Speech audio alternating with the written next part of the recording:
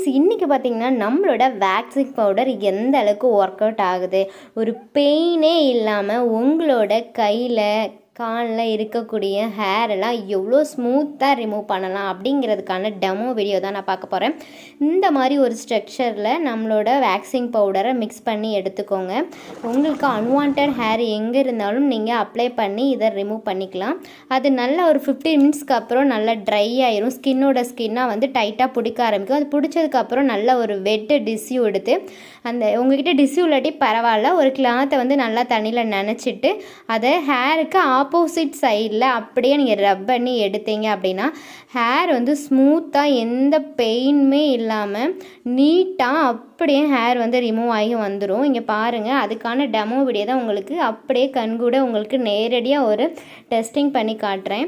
இது தொடச்சதுக்கப்புறம் பாருங்கள் எவ்வளோ நீட்டாக அந்த இடம் வந்திருக்கு அப்படின்னு சொல்லி.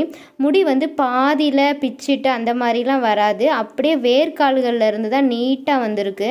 ஃபுல்லாக ஜூம் பண்ணி கூட உங்களுக்கு காட்டுறேன் பாருங்கள்.